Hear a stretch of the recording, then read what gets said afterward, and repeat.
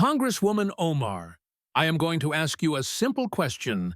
If the United States and Somalia went to war, hypothetically, which side would you want to win? Speaker Mike Johnson's voice cut through the air of the House Ethics Committee hearing room like a scalpel, cold, measured, and absolutely clinical. It wasn't the voice of a politician looking for a soundbite on Fox News. It was the voice of a constitutional lawyer who had spent 6 months building a trap and who had just sprung it. Silence. Complete. Suffocating silence. Representative Ilhan Omar sat at the witness table, her expensive D.C. defense attorney beside her, a stack of binders and folders arranged like a fortress in front of them. For the past 6 hours, she had been deflecting, explaining, pivoting, and attacking. She had called the proceedings a witch hunt, a charade, and a waste of taxpayer money. She had been defiant, confident, even bored at times, but this question was different. This question stripped away the nuance. It stripped away the talking points about imperialism and nuance and foreign policy complexity.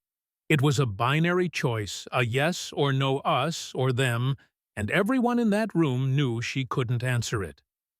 The silence stretched. It became physical, a heavy weight pressing down on the chest of everyone watching. 10 seconds, 20 seconds, 30 seconds. The C-SPAN cameras zoomed in, capturing every micro-expression in high definition. They caught the way Omar's eyes darted frantically to her lawyer, pleading for an objection that wouldn't come. They caught the way her knuckles turned white as she gripped the edge of the mahogany table. They caught the way she opened her mouth to speak, then closed it, realizing that any sound she made would be the wrong one. 40 seconds, 50 seconds, a full minute in the world of television, a minute of dead air, is an eternity. It is a lifetime. It is a confession. The hearing room was packed to capacity. Every seat was filled. The press gallery was overflowing with reporters sitting on the floor in the aisles. Other members of Congress, Republicans and Democrats alike, were standing in the back because there were simply no chairs left. Everyone had known this hearing would be significant. Speaker Johnson rarely chaired committees himself, unless the stakes were historic. But nobody had expected this. Nobody had expected the quiet, methodical, real-time destruction of a sitting congresswoman. Johnson sat at the head of the committee table, immobile. He didn't gloat. He didn't smirk. His hands were folded neatly on top of a thick black binder. Behind him on easels were poster boards covered with charts, timelines, and photographs that had been methodically unveiled over the last 6 hours. To his right sat the committee's chief counsel, and a team of investigators to his left were the other members of the Ethics Committee, all Republicans, because the Democrats had boycotted the hearing, calling it a political hit job. That boycott was now looking like a catastrophic strategic error. The empty Democratic chairs didn't make the hearing look illegitimate. They made it look judicial. Without the usual partisan shouting matches, without the interruptions and grandstanding, the room felt less like a circus and more like a courtroom. It felt like a prosecution. Omar wore a bright turquoise hijab and a sharp dark blazer. She had dressed for the cameras. She had dressed for the viral clip she assumed would come out of this. The moment she stood up to the white patriarch and spoke truth to power, she had survived worse attacks than this. She had been called a terrorist, accused of anti-Semitism, and threatened with death each time she had emerged stronger, more defiant, a martyr for her cause. But Mike Johnson hadn't attacked her faith. He hadn't attacked her race. He hadn't attacked her gender. He had simply laid out the receipts. Johnson finally broke the silence. He didn't raise his voice. He didn't need to. Let me rephrase the question to make it even simpler for you, Congresswoman. Johnson said softly. You took an oath when you became a citizen of this country.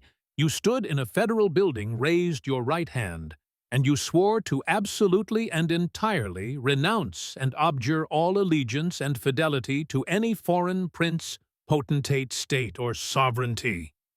He leaned forward slightly, his eyes locking onto hers. You swore allegiance only to the United States.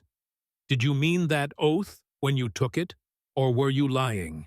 Omar's lawyer, David Brennan, a man whose billable hours could bankrupt a small town, leaned over and whispered urgently in her ear. His face was pale. She shook her head slightly, whispering back, her lips barely moving. The microphones picked up the sound of urgent murmuring, but not the words. Johnson waited. He had all day. He had the evidence. He could wait forever if he had to. Finally, Omar spoke. Her voice, usually so commanding and projected, came out strained and thin. "That is a loaded question," she stammered. "It presents a false dichotomy that doesn't reflect the complexity of my situation. It is only a loaded question if you cannot answer it honestly." Johnson interrupted. He didn't snap. He just corrected her like a teacher correcting a student. Every American in this room knows the answer immediately. If asked which side they would want to win in a war involving their home, they would say, America. Why can't you say that? More silence. The trap had snapped shut. If she said America, she would be contradicting the secret recordings Johnson had just played. Recordings of her telling Somali officials that her first loyalty was to them. She would be perjuring herself based on the evidence already presented. If she said Somalia, she would be admitting to treason on live television. She would be admitting that she lied during her naturalization ceremony, stripping her of her citizenship and her seat in Congress. So she said nothing, and the silence screamed the answer for her. The fact that you cannot answer, Johnson said, tells us everything we need to know. You can't say America because everyone in this room has just seen 6 hours of evidence showing you have been working for Somalia's interests. We have seen the bank records, we have heard the tapes, we have seen the votes. But you can't say Somalia either. Johnson continued, because that would be admitting you lied in your citizenship oath. It would be admitting that you are serving in this body under false pretenses. He paused, letting the weight of the moment settle on her shoulders. So you say nothing, Johnson concluded, which is itself an answer. Omar stood up suddenly, her chair scraping violently against the floor. Her composure cracked. "This is a witch hunt," she shouted, her voice shaking with genuine rage and panic. "This is Islamophobia, disguised as oversight. You are persecuting me because I am a black Muslim woman who dares to speak truth to power. You are trying to silence me." Johnson's expression didn't change. He didn't blink. "Sit down, Congresswoman." "I will not sit down," she yelled. "I represent my people."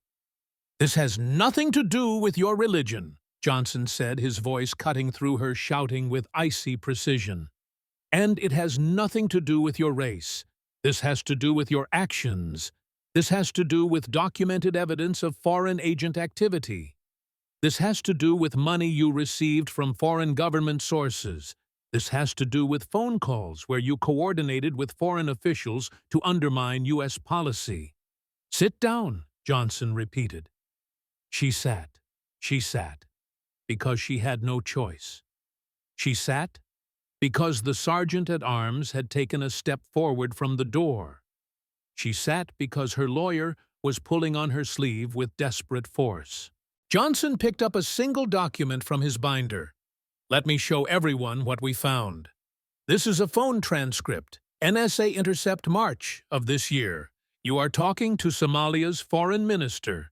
He held the paper up and you say, and I am reading your exact words, "I will always prioritize Somalia's interests. That is my first loyalty. America is just where I work." He looked up at her. Let that quote hang in the air. Johnson said, "America is just where I work. Not your country, not your home, Not the nation you swore an oath to defend? Just where you work, like a job. Johnson said with disgust, like you are a foreign agent who just happens to have a congressional office and a security clearance. The room erupted.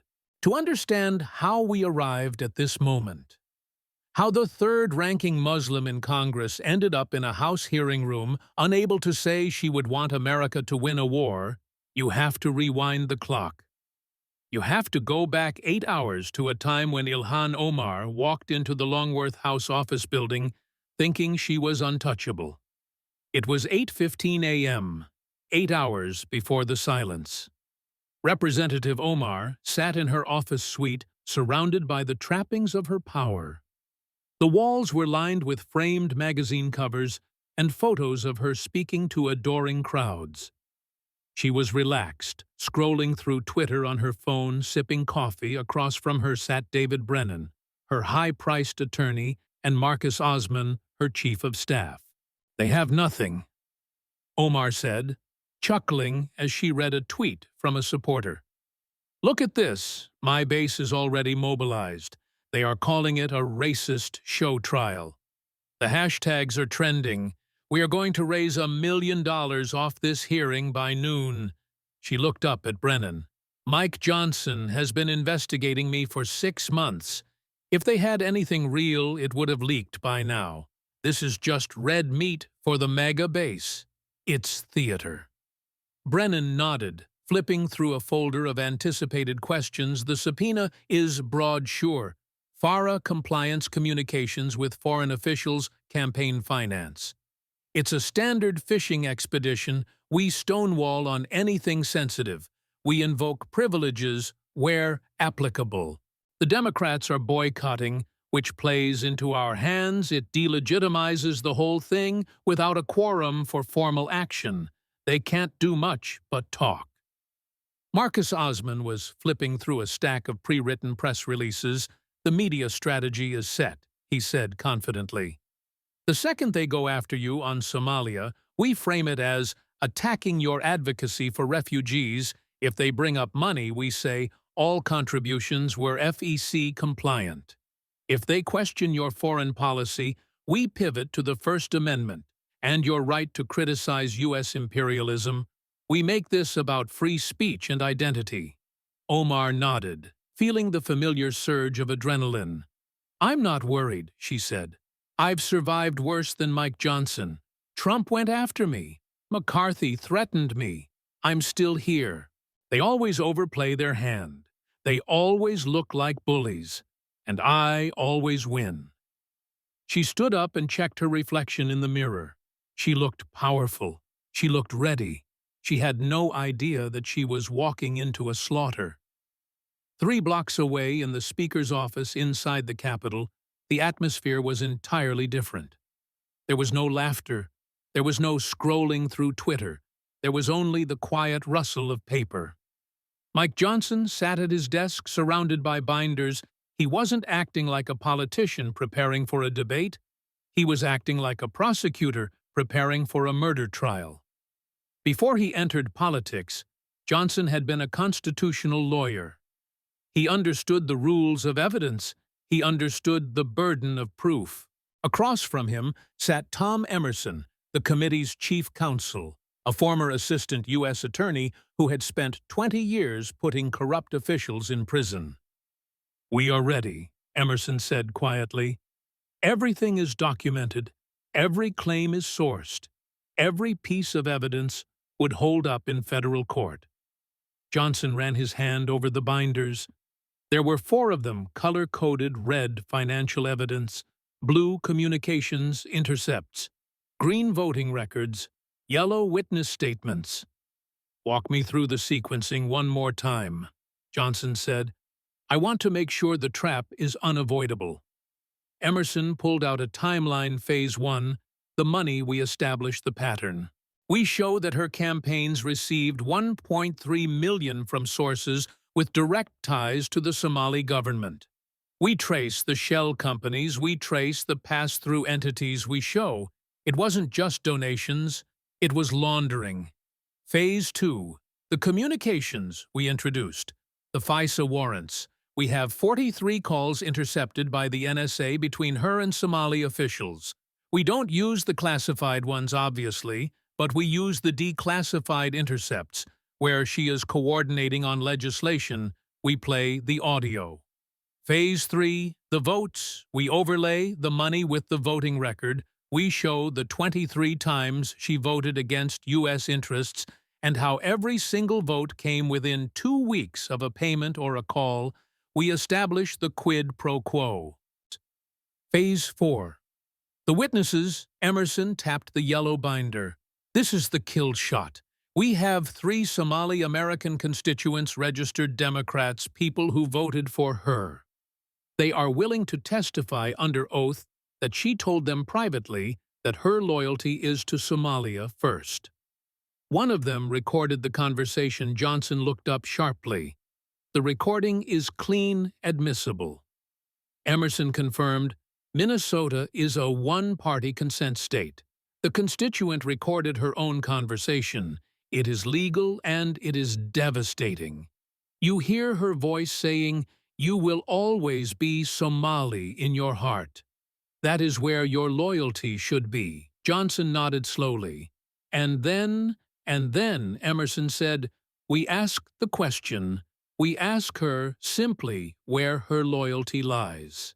If she answers America, she contradicts the tapes and the witnesses and she perjures herself. If she answers Somalia, she admits to citizenship fraud and treason. If she refuses to answer. If she refuses to answer, Johnson finished. That is the headline. He closed the briefing book.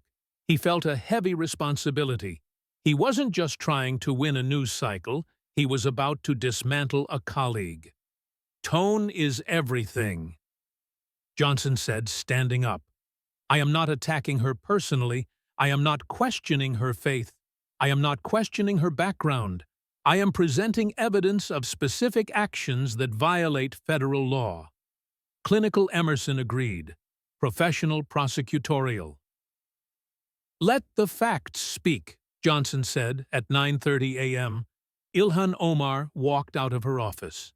She was flanked by the squad AOC Rashida Ayanna Presley. They walked in a phalanx, cameras flashing, projecting solidarity and strength. Omar stopped at a microphone bank in the hallway. This hearing is a disgrace, she declared to the press, her voice ringing out. It is a desperate attempt to silence a voice of dissent. But I will not be silenced. I will not be intimidated. She looked strong. She looked defiant. Mike Johnson entered the hearing room through a side door alone. He carried only his black binder. He didn't stop for the cameras. He didn't give a quote. He sat down at the head of the table and checked his watch. At exactly 10 o'clock, he banged the gavel. The House Committee on Ethics will come to order, Johnson said. His voice was calm. We are here today to investigate potential violations of the Foreign Agents Registration Act and related federal laws by Representative Ilhan Omar.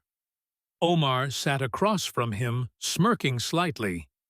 She thought she was ready for a fight. She didn't know she was already in checkmate. Speaker Mike Johnson tapped the gavel against the wooden block.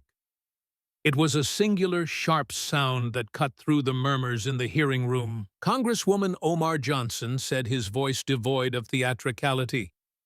You have been subpoenaed to testify before this committee. You have the right to counsel, which I see you have exercised. You have the right to refuse to answer questions, though the committee may draw appropriate inferences from such refusal. He paused, looking over his reading glasses. Do you understand these rights? Omar nodded, her chin held high. I do. Would you like to make an opening statement? She stood up immediately. This was the moment she had prepared for. This was the clip Marcus Osman had written for her. She smoothed her blazer and looked directly into the bank of television cameras, ignoring the Republican members of the committee entirely. Yes, Mr. Speaker. Thank you. I want to start by saying this hearing is a disgrace. Omar began, her voice projecting clearly to the back of the room. It is political persecution disguised as oversight. I am being targeted because I am a black Muslim woman who speaks truth to power, because I criticize U.S. foreign policy, because I stand with refugees and immigrants, because I dare to ask why we spend billions on weapons instead of healthcare and education. She was hitting her stride. Now the fear she had felt earlier was masked by the adrenaline of performance. I came to this country as a refugee, fleeing war. She continued, her voice trembling with practiced emotion. I lived in a camp. I came to America with nothing. I learned English. I became a citizen. I worked hard. I served my community. And I was elected to Congress to represent my constituents. Everything I have done, she declared, gesturing broadly, has been in service of my constituents, helping Somali Americans navigate immigration issues, advocating for policies that help refugees, speaking out against U.S. interventions that destabilize other countries. That isn't being a foreign agent, that is being a representative in the gallery. Her supporters, strategically placed by her team, began to applaud. It started as a smattering and grew to a roar. Johnson let it go on for exactly 4 seconds. Then he banged the gavel. "Order!" He said. He didn't shout. "We will have order, or I will clear the gallery." The room quieted. Omar stood for a moment longer, soaking in the energy. Before sitting down, she looked confident. She felt she had won the opening round. She had framed the narrative, them versus us, the bully versus the refugee. Johnson waited for the silence to return. He adjusted his papers. "Thank you for that statement, Congresswoman," he said politely. "Now, let's look at the evidence." And with those 6 words, the narrative Ilhan Omar had built began to disintegrate. Johnson pulled out the first set of documents from his red binder. He signaled to the aides, who distributed copies to the committee members, and slid a thick packet across the table to Omar's lawyer. "Let's start with campaign finance," Johnson said. "Congresswoman, your campaigns and affiliated PACs have raised approximately $8.7 million since you first ran for Congress in 2018. Does that sound accurate?" Omar glanced at Brennan, who nodded slightly. "I don't have exact numbers in front of me, but that is approximately correct." Of that $8.7 million, Johnson said, approximately $1.3 million came from sources with direct ties to the Somali government or Somali government-controlled entities. He looked up. "Were you aware of that?" Omar's lawyer started to speak, but Omar cut him off. "All of my campaign contributions were properly vetted and disclosed according to FEC regulations. We have strict compliance." "That wasn't my question," Johnson interrupted gently. "Were you aware that significant portions of your funding came from Somali government-linked sources? Yes or no?" Pause. Omar shifted in her seat. "I received donations from many sources, including Somali American community organizations." "Let me be specific." Johnson said. He picked up a remote and clicked a button. A large screen behind him lit up. It displayed a document with highlighted figures. The Somali American Leadership Council, Johnson read, donated $380,000 to your campaigns across 3 election cycles. That is the single largest organizational donor to your campaigns. That is a legitimate American organization. Omar shot back. "It is incorporated in America." "Yes," Johnson agreed. "But let's talk about where its money comes from." Click, the screen changed. It was now a flowchart, tracing lines of money across the globe. The Somali American Leadership Council receives 87% of its funding from the Somali Commercial Bank. Johnson explained, using a laser pointer to trace the line. The bank is headquartered in Mogadishu. Its chairman is Abdi Hassan Mahdi. Johnson continued, who happens to be the brother of Somalia's finance minister. The bank is effectively controlled by individuals closely tied to the Somali government. He let that sink in. "So, when the Somali American Leadership Council donates to your campaign," Johnson said, Where is that money really coming from? Omar's lawyer leaned forward, speaking into the mic. Mr. Speaker, the organization is a registered 501c4 in the United States. My client followed all FEC disclosure requirements. Did she disclose that the organization was funded by a Somali government-controlled bank? Johnson asked, did she disclose the foreign source of the funds? Silence. Johnson pulled out another document. Let me show you something else. This is from the Treasury Department's Financial Crimes Enforcement Network, FinCEN. They track money laundering. They flagged the Somali American Leadership Council 2 years ago. Johnson revealed because of unusual money flows from Somalia.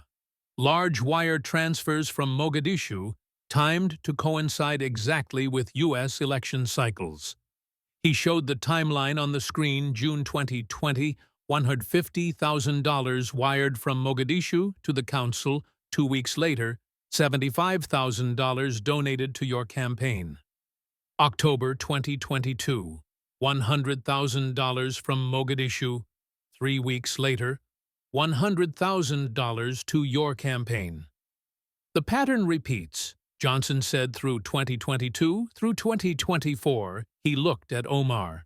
This isn't a grassroots American organization supporting your campaign, Congresswoman. This is foreign money being laundered through a U.S. entity to fund your political career that is illegal. Omar tried to respond, her voice rising. I had no knowledge of the internal funding sources of that organization. I cannot vet every donor's bank records. You met with Abdi Hassan Mahdi 6 times. Johnson countered, holding up a photo of the two of them shaking hands. He hosted a fundraiser for you in Minneapolis. Witnesses heard him introduce you as our voice in Congress and the representative for all Somali here and in the homeland. You are telling me, Johnson asked skeptically, that you didn't know he was connected to the Somali government? There was no good answer. If she said yes, she admitted to the crime. If she said no, she looked incompetent or deceitful. Let's move on. Johnson said, closing the folder. The council is just the beginning. The Horn of Africa Development Association donated $220,000, also funded by Somali sources. The Mogadishu Business Alliance donated $140,000. All told, Johnson summarized, we have traced $1.3 million in campaign donations to foreign sources. That is 15% of everything you have ever raised. Johnson said, and you expect us to believe you had no idea. The air in the room had shifted. The witch hunt narrative was struggling to survive against the weight of bank records and wire transfers. But Johnson wasn't done with the money. He opened a new section of the red binder. Let's talk about your husband, Johnson, said Ahmed Hersi. He runs a company called Sahan Services Group. Omar's face tightened visibly. This was hitting close to home. According to your financial disclosures, Johnson read that company has received $280,000 in consulting fees from various Somali businesses over the past 4 years. Johnson looked up. What services does his company provide? Omar stiffened. My husband's business is separate from my congressional work. He is a private citizen. He works from your house, Johnson noted. You file joint tax returns. His income is your income. So I will ask again, what did his company do to earn $280,000 from businesses in Somalia? Omar's lawyer whispered to her again. She shook her head slightly, lips pressed into a thin line. Johnson didn't wait. Let me tell you what our investigators found. He said, Sahan Services Group has no website. Johnson listed no LinkedIn profile, no other clients we can identify besides these Somali businesses. No employees other than your husband. The consulting is undefined. Johnson said, no work product, no deliverables, no contracts specifying services. He clicked the remote. A new graphic appeared on the screen. But what we do have, Johnson said, is a pattern.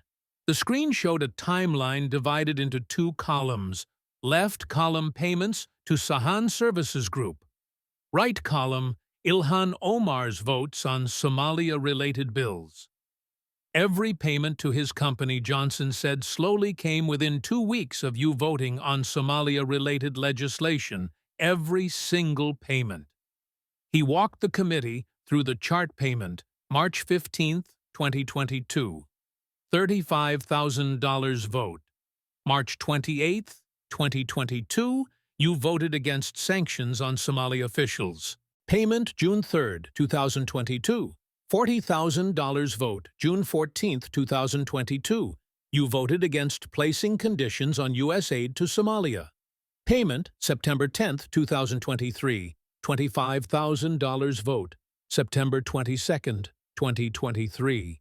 You voted against a resolution condemning human rights abuses in Mogadishu. Johnson turned back to Omar. 8 payments. He said 8 votes. Perfect timing. This isn't consulting income, Congresswoman Johnson said, his voice hardening.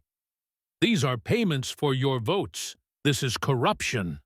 The room erupted. Gasps echoed from the press gallery. Someone shouted, "Bribery!" Johnson banged the gavel hard. "We will have order!" Omar stood up, her hands trembling with rage.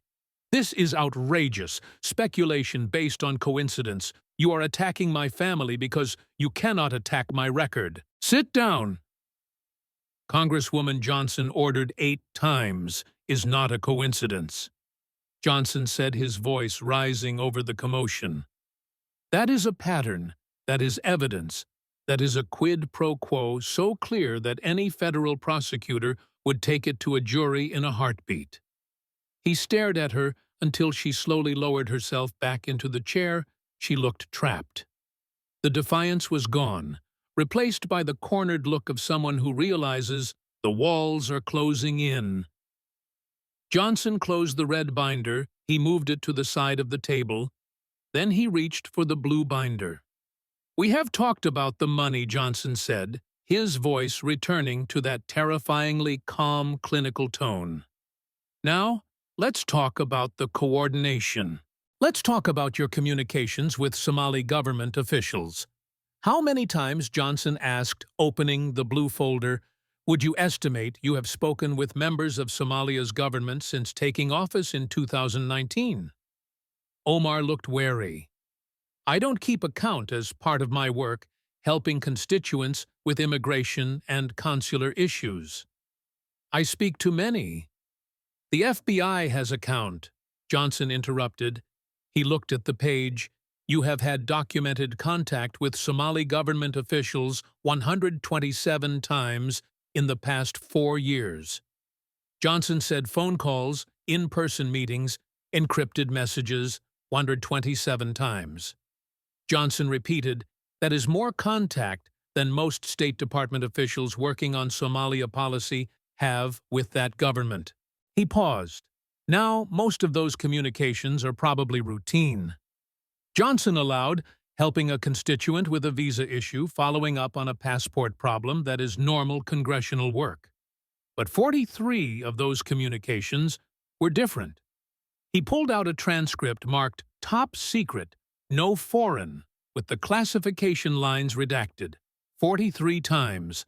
Johnson said, "You discussed U.S. policy towards Somalia. You discussed pending congressional votes, you discussed information from classified briefings, and you discussed strategic matters."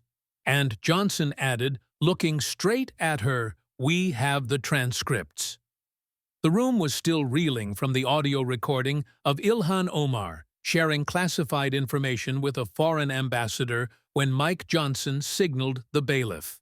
"We have heard the documents," Johnson said, his pulse cutting through the tension. "We have seen the bank records. We have heard the intercepts. But now I want to hear from the people." He looked toward the side door I call Amina Hassan, to the witness table. The door opened, and a woman in her early 40s entered. She wore a simple gray hijab and a modest dress. She clutched a handbag tightly with both hands, her knuckles pale. She didn't look like a political operative. She looked like a neighbor. She looked like a mom.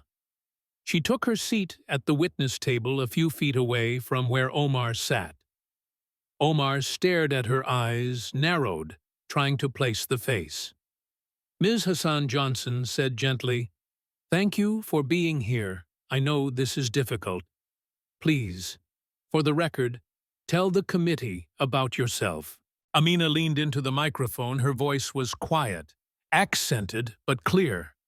"My name is Amina Hassan. I am a U.S. citizen. I came to America from Somalia in 1996 as a refugee. I was 16 years old. I have lived in Minneapolis ever since I work as a pediatric nurse at Hennepin County Medical Center. I am married. I have 3 children who were all born in America." "And you live in Congresswoman Omar's district?" Johnson asked. "Yes, the 5th district. Did you vote for her?" "Yes," Amina said, looking down at her hands in 2018, "and in 2020. I was very proud when she was elected. She was like us, a refugee who made it. I thought she would represent our community. I thought she would show America that Somali love this country." Johnson nodded. "What changed your mind, Ms. Hassan?" Amina took a deep breath. She glanced at Omar, then quickly looked away in 2022.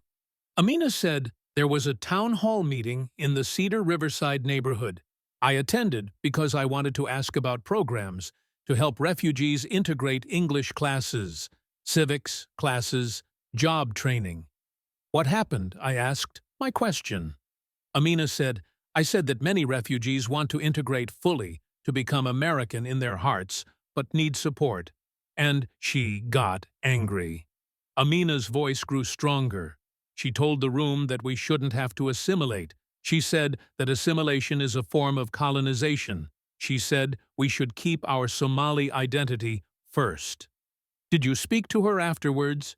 "Yes," Amina said. "I approached her privately. I told her that I didn't come to America to stay Somali. I came to become American. I told her I love this country for saving my life." "And what did she say?" Amina paused. She looked at the Congresswoman. "She looked at me like I was a traitor," Amina whispered. She leaned in close. She said, "You can be American on paper, Amina, but you will always be Somali in your heart. That is where your loyalty must be, to our people, to the homeland." The room was silent. "Did anyone else hear this conversation?" Johnson asked. "My husband was with me. He heard it." "And what did you think when she said that?" Amina wiped a tear from her cheek. I thought she didn't understand what it means to take the oath. I thought she was dangerous." Johnson leaned forward. "Ms. Hassan, do you have any documentation of this conversation?" "Yes," Amina said. She reached into her handbag and pulled out her smartphone. "After that conversation, I became suspicious.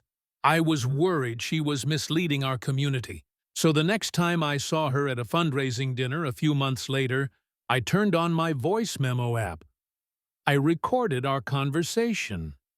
Amina said that recording is illegal. Omar's lawyer shouted, jumping up. "Minnesota requires." "Minnesota is a one-party consent state," Johnson interrupted calmly. Ms. Hassan was a party to the conversation. "The recording is legal and admissible." He nodded to the tech booth.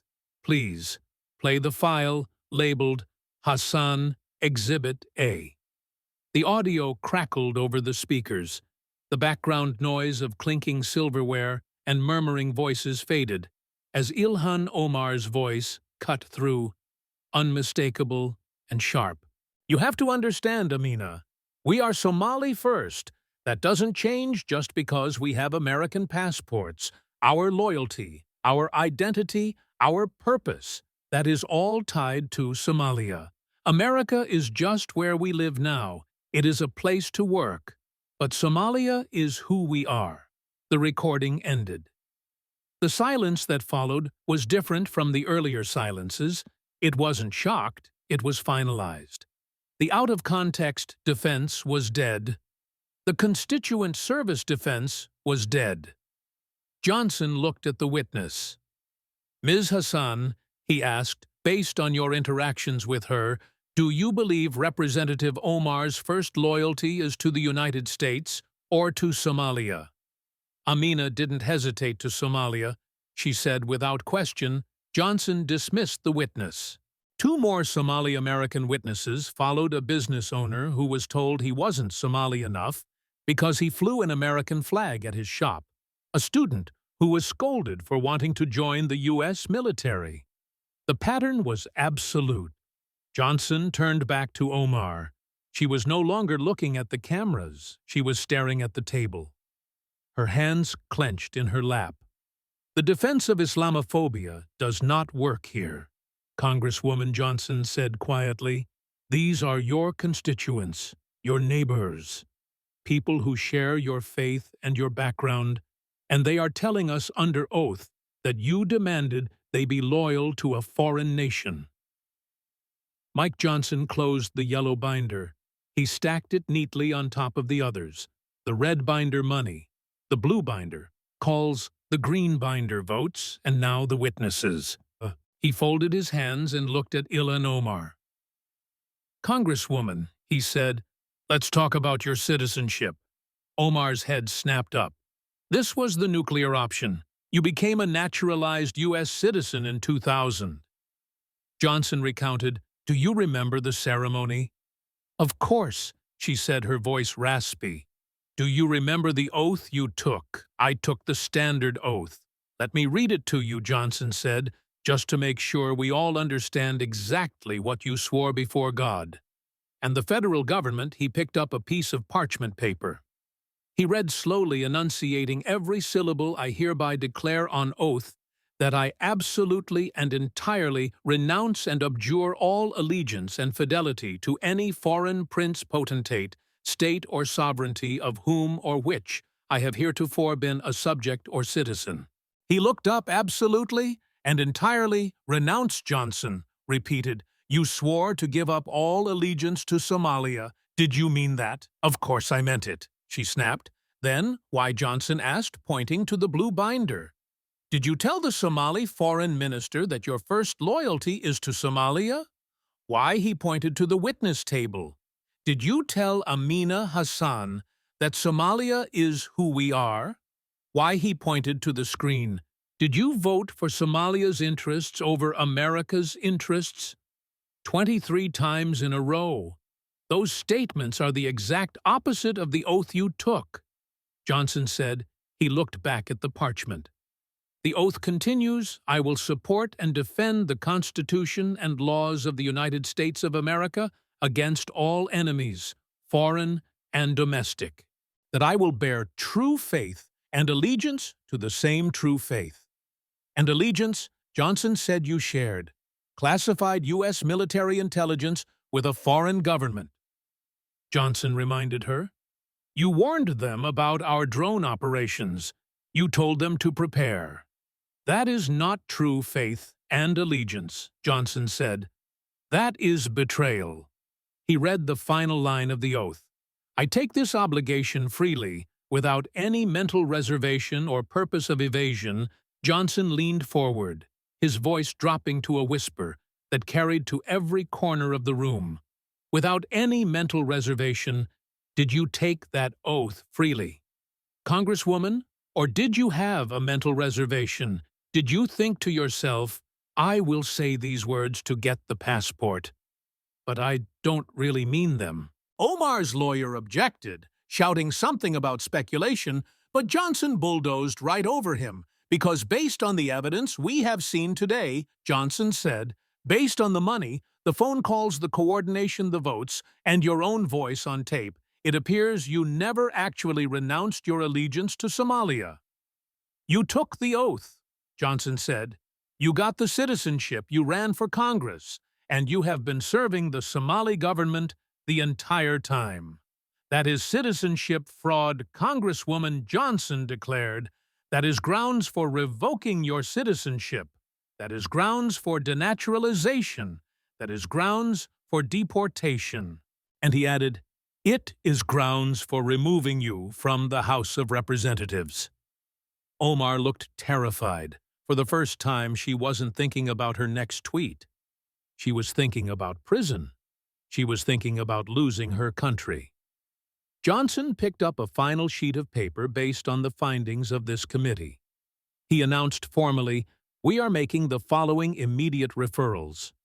First, to the Department of Justice for prosecution under the Foreign Agents Registration Act campaign, finance laws, and the Espionage Act regarding the mishandling of classified information. Second, to the Office of the Director of National Intelligence for the immediate and permanent revocation of your security clearance. Third, to U.S. Citizenship and Immigration Services, SCIS, to open an investigation into potential fraud in your naturalization application. Fourth, to the House of Representatives for a vote on expulsion under Article 1, Section 5 of the Constitution. Each referral hit like a hammer blow. Representative Omar Johnson said, looking her in the eye, "You are hereby suspended from all committee assignments pending the outcome of these investigations. Your security clearance is revoked. Effective immediately, you are prohibited from entering the SCIF, and this committee recommends that the full House vote on your expulsion within 30 days. Omar found her voice. It was thin, shaking, barely audible. "You can't do this." "I just did," Johnson said. He closed the binder. The sound echoed in the silent room, and now, Johnson said, "We return to where we started. The simple question. You have sat here for 7 hours." Johnson said, "You have seen the money. You have heard the tapes. You have heard the witnesses. So I will ask you one last time, if the United States and Somalia went to war, hypothetically, which side would you want to win?" The room held its breath. It wasn't a trick anymore. It was the final test. Omar looked at the camera. She looked at Johnson. She looked at her lawyer. She opened her mouth and closed it. She couldn't say, "America." The evidence proved it was a lie. She couldn't say, "Somalia." It was a confession of treason. So she sat in silence. And in that silence, Ilhan Omar's career ended. The witness refuses to answer. Johnson noted for the record, "This hearing is adjourned." He banged the gavel as he walked out, leaving her sitting alone at the table. The cameras kept rolling. They captured a woman who had come to America with nothing, achieved everything, and thrown it all away because she couldn't decide which country was home. The bang of the gavel signaled the end of the hearing, but for Ilhan Omar, it signaled the end of everything she had built. Speaker Mike Johnson didn't linger. He didn't do a victory lap. He simply gathered his binders, the red, the blue, the green, the yellow, and walked out the side door with his staff. He looked like a lawyer leaving a courthouse after a successful closing argument, grim, professional, and entirely finished with the defendant. Omar remained seated at the witness table for a long moment. She didn't move. She couldn't. The physical weight of the last 7 hours seemed to pin her to the chair.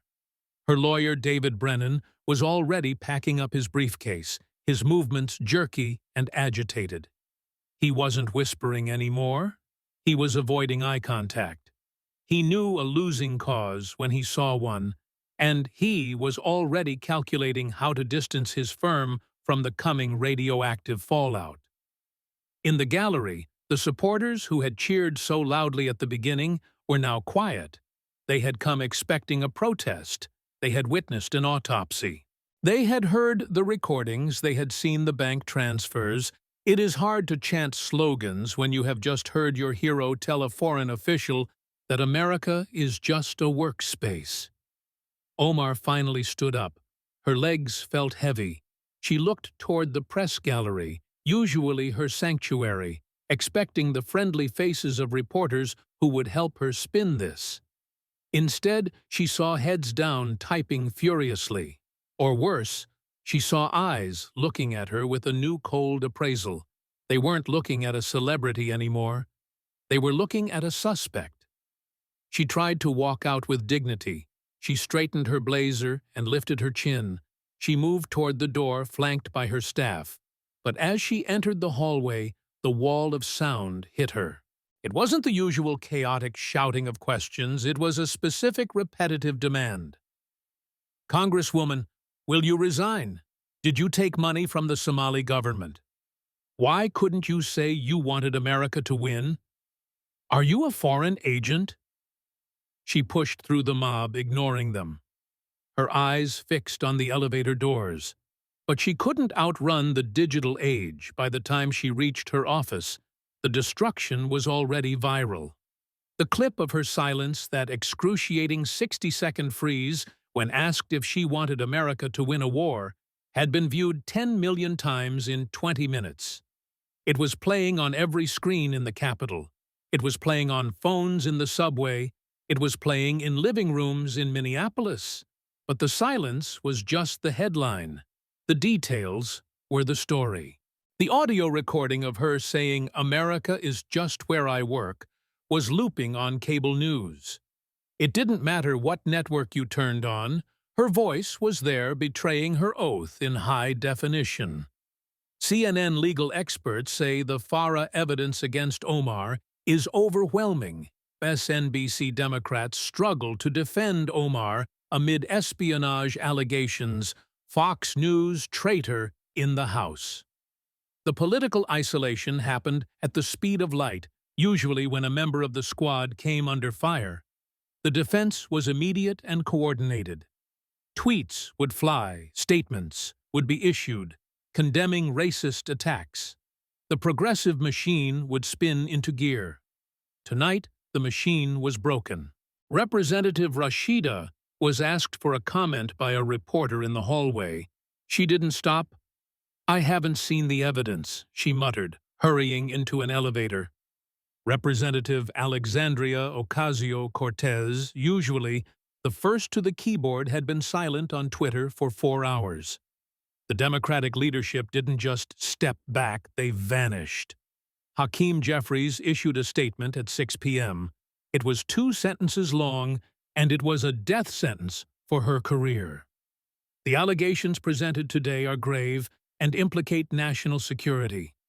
We support a full and immediate investigation by the Department of Justice. Translation: you are gone. Back in her office, Omar sat in the dark. The phone was ringing, not with donors, but with angry constituents. Her staff was crying in the outer office.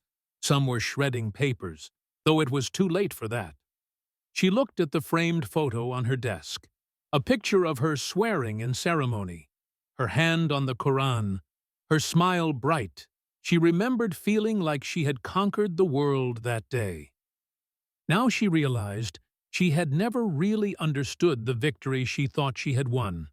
A platform, she thought she had won a megaphone.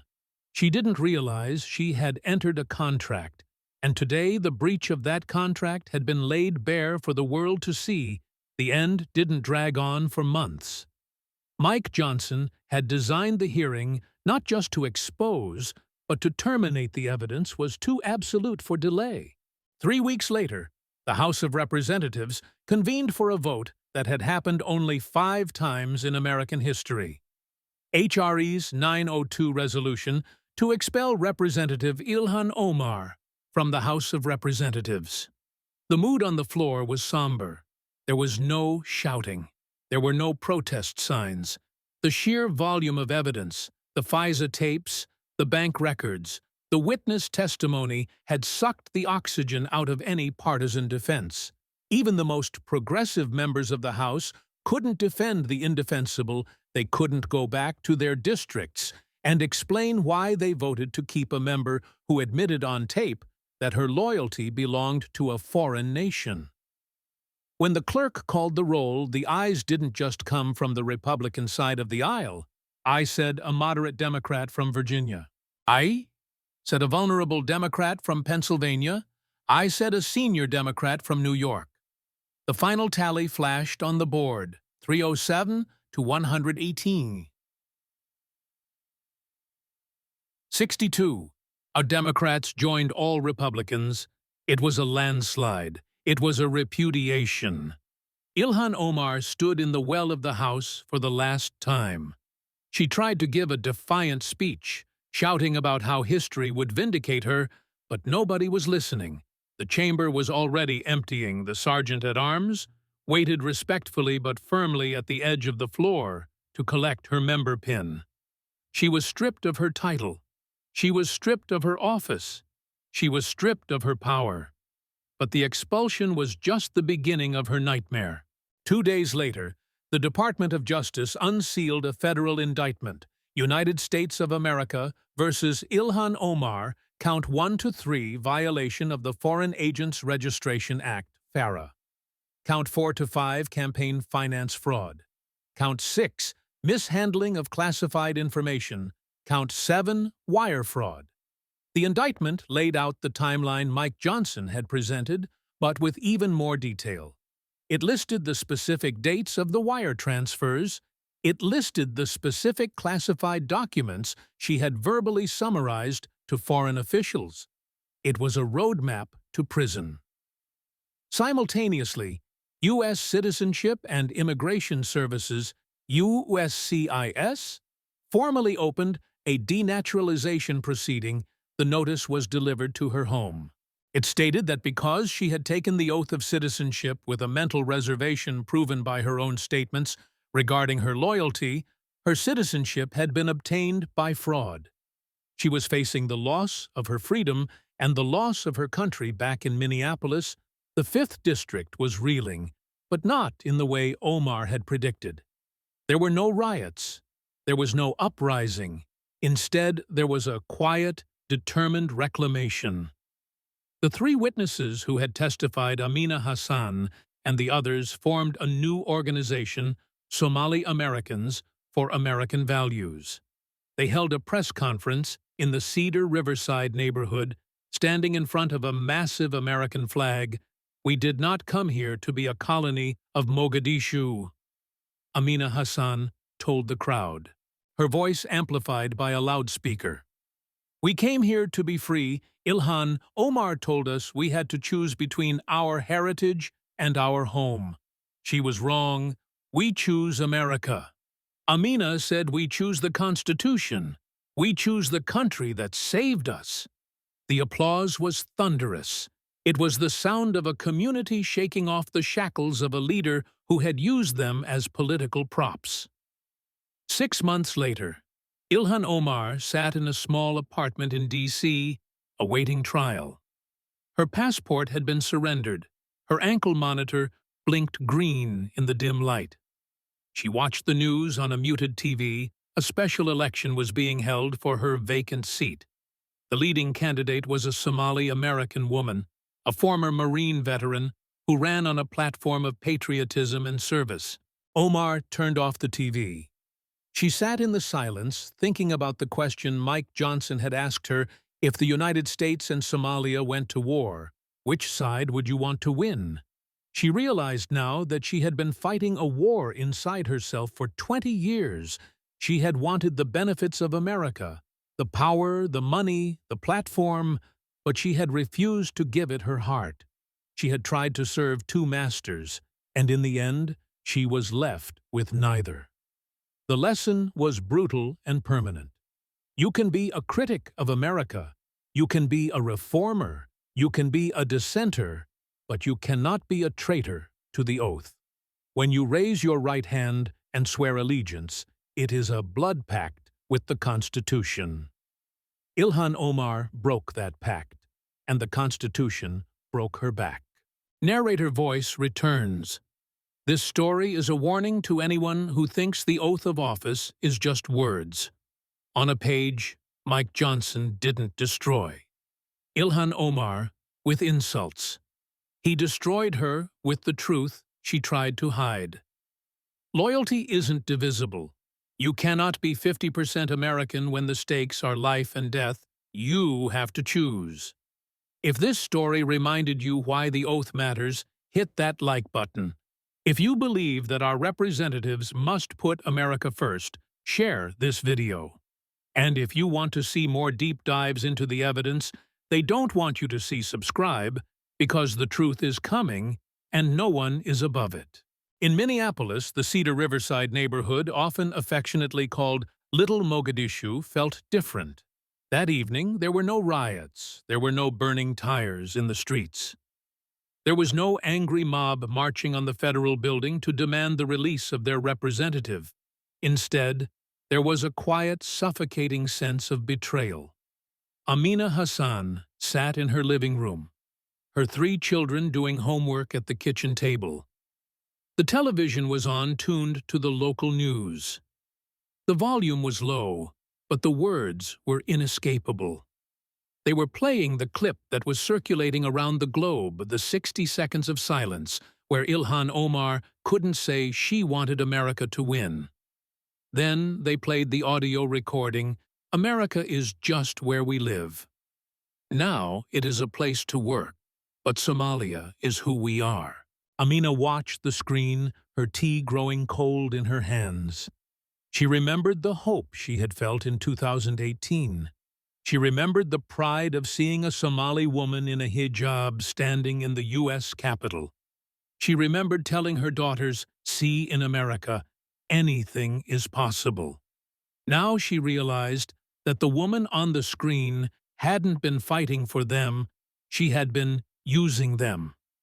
"She made us look like enemies," Amina whispered to her husband, who sat silently beside her.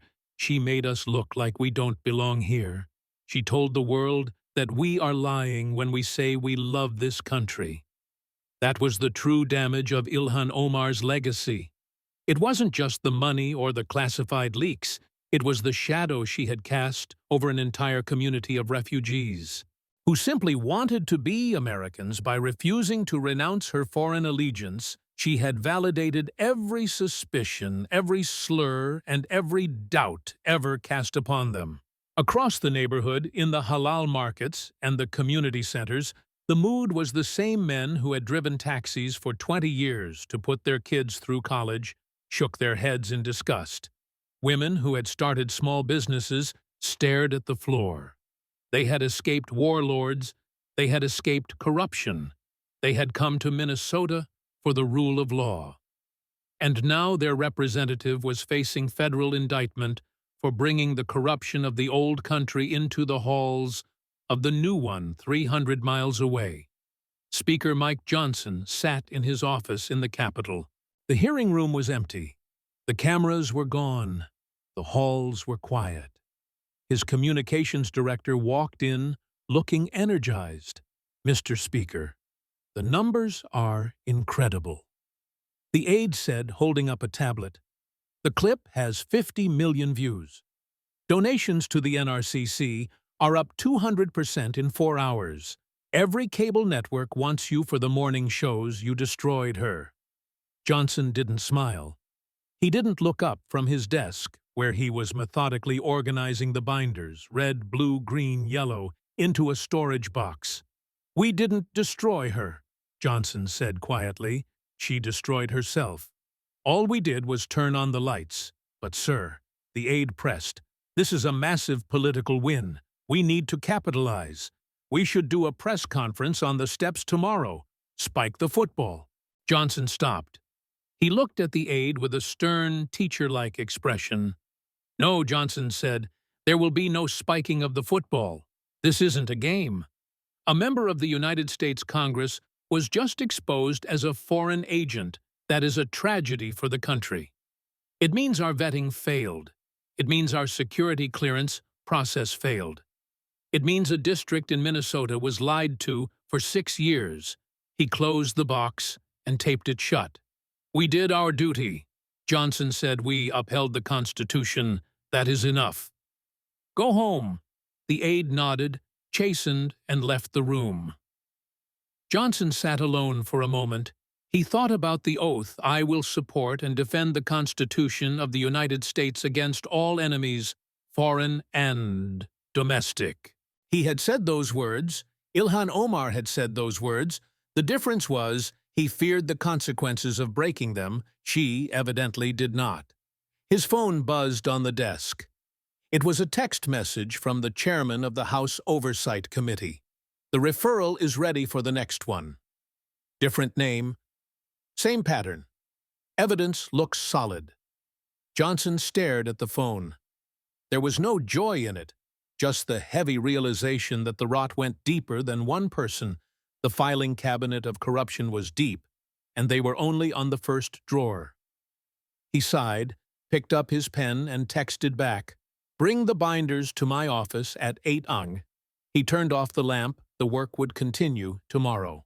3 weeks later, the House of Representatives convened for the final act. The resolution to expel Representative Ilhan Omar was brought to the floor. The debate was surprisingly short. The usual defenders of the squad were absent or muted. It is hard to defend a colleague who is facing a federal indictment for espionage and foreign agent registration violations. When the roll was called, the result was a landslide 307 to 180. 32 Democrats crossed the aisle to vote for expulsion. They did it to save their own careers. Certainly, but some did it because they had heard the tapes. They had heard the contempt in her voice for the country they served. Ilhan Omar stood in the well of the House, stripped of her committees, stripped of her security clearance, and now stripped of her seat. She tried to look defiant, but she looked diminished. The sergeant-at-arms approached her.